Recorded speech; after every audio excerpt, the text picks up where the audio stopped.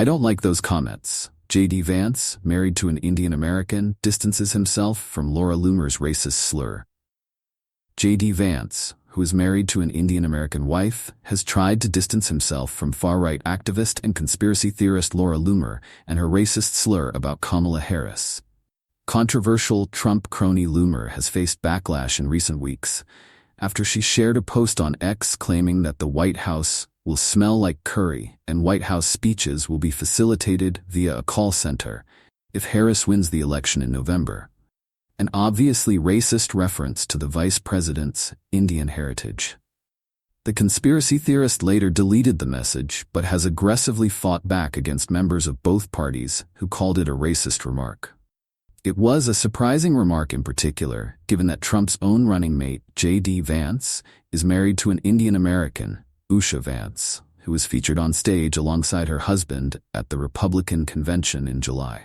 Usha Vance has largely remained out of the political spotlight, but has increasingly found herself in the public eye nonetheless, as her husband's political star ascends, and as many question her views on the statements her husband and his running mate have made about immigrants and women. Vance, for the first time, responded specifically to Loomer's remark in an interview Sunday with Meet the Press as he completed a multi-network tour to address the spiraling clamor over Trump's comments about Haitian immigrants and his ties to Loomer. "I don't like those comments," Vance told Welker, but added that he doesn't look at the internet for every single thing to get offended by. "What Laura said about Kamala Harris is not what we should be focused on. We should be focused on the policy and on the issues," added Vance.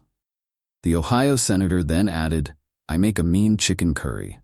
I don't think that it's insulting for anybody to talk about their dietary preferences or what they want to do in the White House."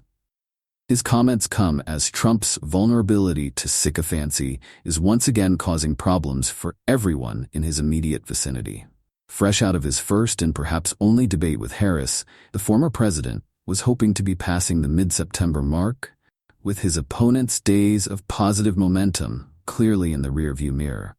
Instead, he is limping out of his showdown with the vice president in Philadelphia with a series of new controversies, including a conspiracy about Haitian migrants eating pets, and questions about Loomer being by his side.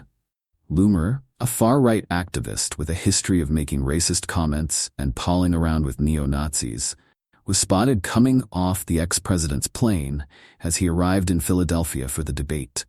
In the days following, she has caused her own firestorm of controversy as Republicans and Democrats alike question why Trump is hanging around with her. On Sunday, Vance insisted that Loomer is not affiliated with the Trump campaign, echoing his running mate's comments in a Truth Social post days earlier.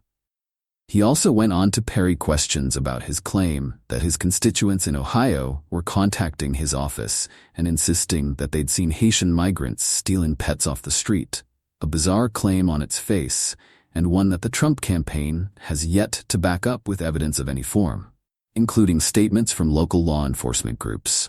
Trump, during the debate, loudly declared, "They're eating the dogs," as he rambled on about the influx of Haitian migrants with temporary protected status (TPS), a legal U.S. immigrant designation, and wrongly accused such communities of being in the U.S. illegally.